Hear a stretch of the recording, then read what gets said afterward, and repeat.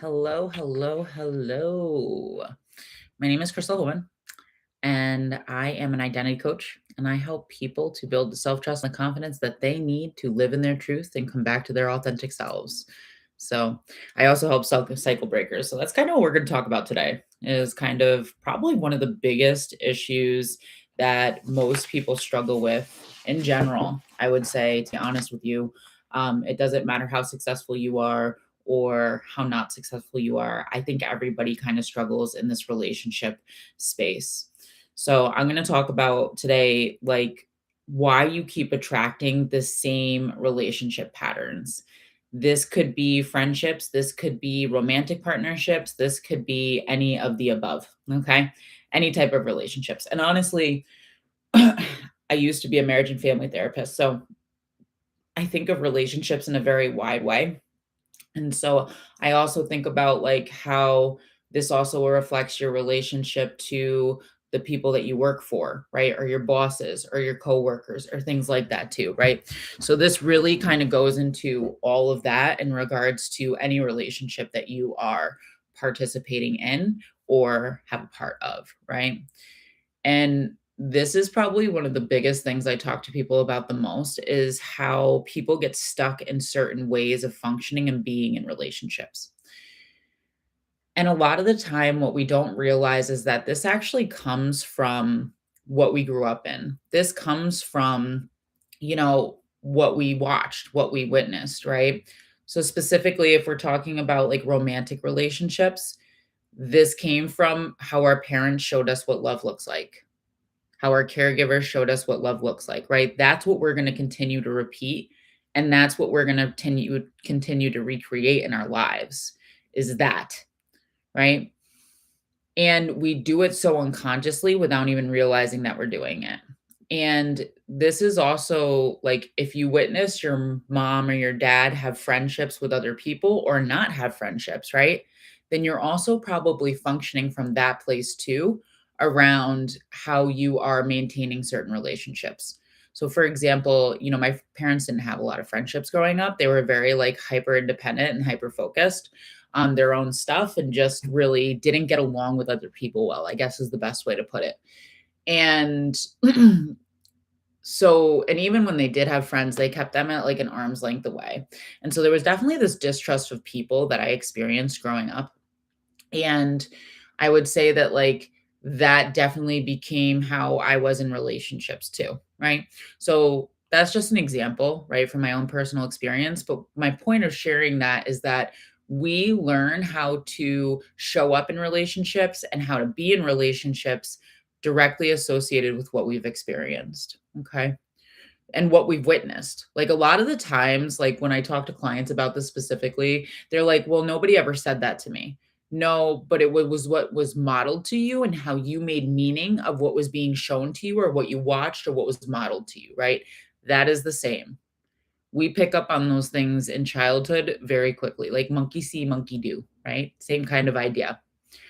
And so a lot of the times, we're staying in certain relationships that aren't serving us anymore, aren't aligned with us anymore, because there's a part of us that believes that we need to stay small to be in relationships. And I know, especially as a woman, that that was something I had to outgrow and outlearn.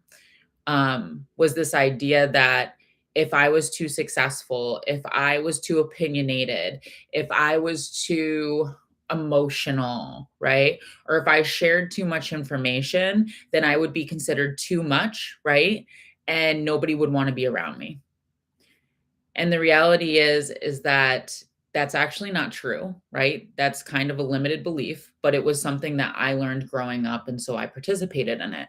And so anytime that you're keeping yourself really small in relationships, you're probably aligning to people who are actually not good fits for you. Because part of what keeping yourself really small is that you're too afraid to set boundaries with people, right?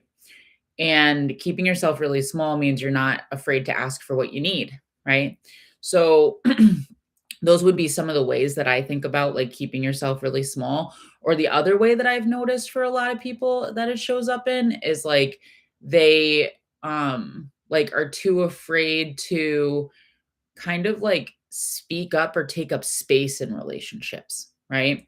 So they'll have a relationship with someone or a friendship with someone, and like they'll hold all of the emotional weight of the friendship or the relationship, but they won't actually share any of their stuff. So they're more so people who have grown up in this environment or in this space of being like people who were taught that like you are like your worth and what your worth and who you are is dependent on how much you can like hold space for other people. Your job is to be needed by other people, right? That's kind of like where that usually comes from. And so anytime that you are staying small in relationships and you're not being authentically yourself, right? You're probably attracting in the same relationship patterns over and over again where you're going to feel used, where you're going to feel taken advantage of, where you're going to feel like you're not supported, right? So that's one thing to be very aware of if you're doing or not in relationships, right? And the only way to kind of overcome that and come out the other side of that is for you to be able to build the confidence and the self-trust in yourself and the self-worth to know that you deserve better and you deserve more and to be able to learn how to ask for that. And that's exactly what I do in my coaching. So that's one way that you are probably attracting in the same relationship patterns over and over again without maybe realizing that you're doing that. Another way is, and I see this a lot with people who have like been abandoned a lot or have like abandonment wounds, you're afraid to let go.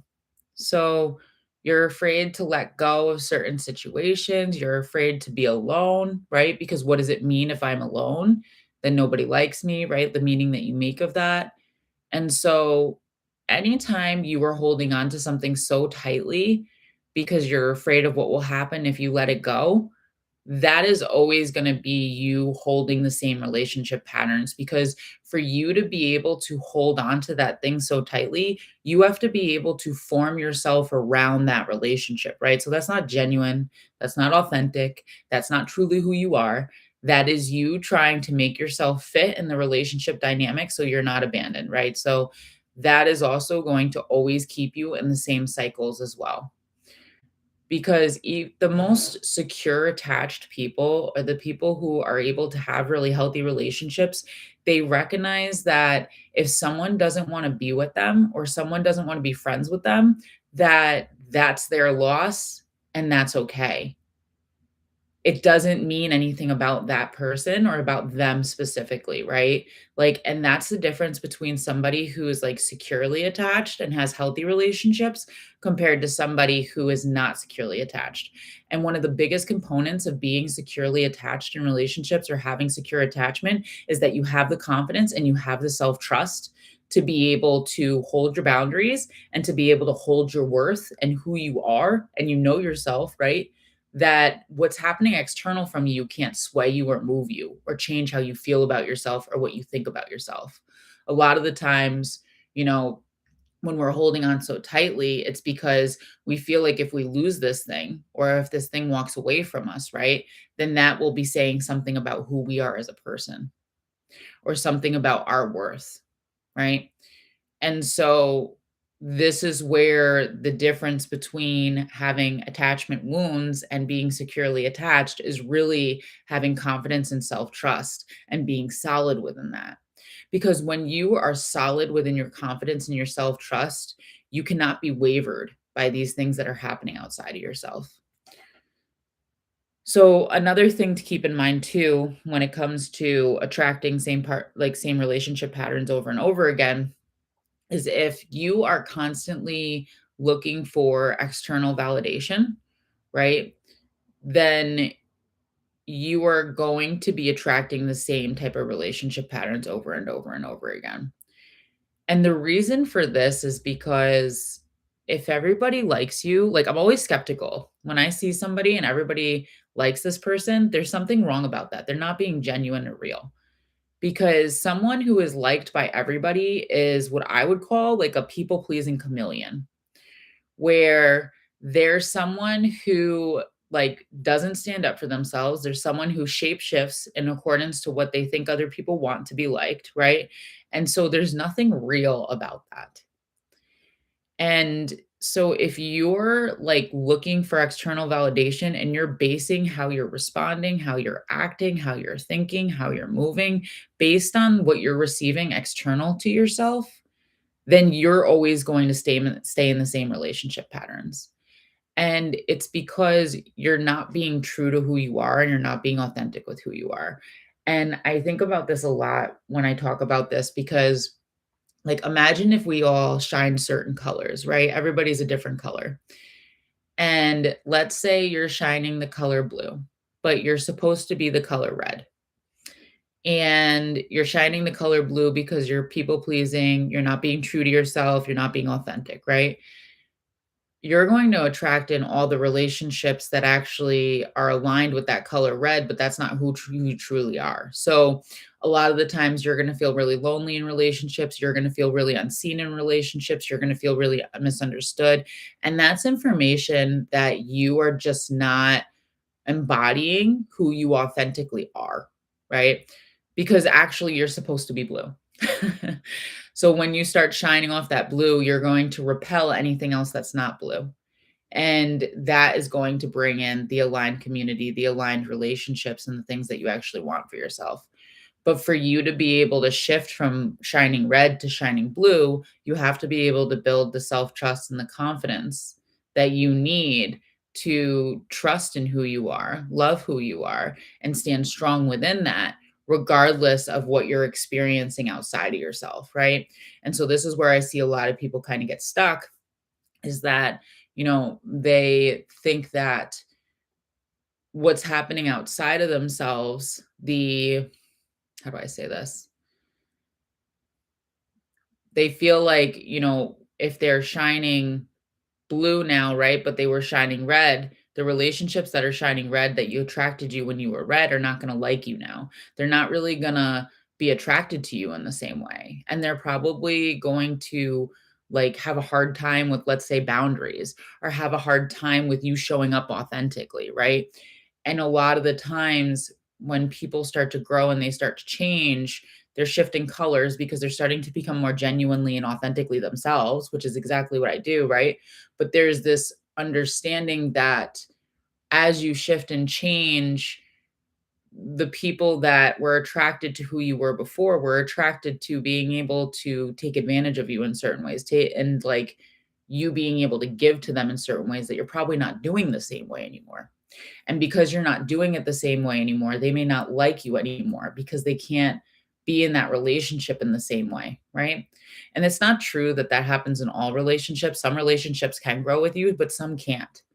And so I think it's really important to recognize that just because these relationships that were aligned at one point aren't aligned anymore doesn't mean that you're doing something wrong. I think a lot of the times people will feel like, well, I must be doing something wrong, or maybe I shouldn't change, or maybe I, right. And the reality is that you're not doing anything wrong. You're just outgrowing. And I just feel like it's not talked about enough in our society. This idea that it's normal to outgrow relationships, it's normal to outgrow jobs, it's normal to outgrow communities, right? It's normal to change and shift. And so it can be really lonely in this space, and I think that's where a lot of people will start to say, "Oh my gosh, I need to go backwards because I don't know where I'm going anymore," and they start to doubt themselves, right? And so this is like the space where I help a lot of people in the in between and help them really like recognize what it is that they're making that shift for and why, and really stand strong in that, right? Because usually if you are going from red to blue, for example, right, like shifting from being like people pleasing and perfectionistic to being more authentic, um, you are normally shifting a lot of the ways that you're responding and taking care of yourself, as well as engaging and moving through relationships, right? And it's important to recognize that that's not a space of you're wrong or bad, it's a space of new, right? And so you are stepping into the unknown in some ways. And there's beautiful things if you can make it to the other side of that. But a lot of people get into that unknown and then they start to overthink it and then they start to go backwards instead of being able to fully step forward. So, this is where having support and having accountability and having somebody to help you to see those things can be really helpful. The other thing to be aware of too is that, and I talk a lot about this in my coaching, is that when you're moving from being people pleasing and perfectionistic in relationships to being authentic and real, you are also kind of, I'm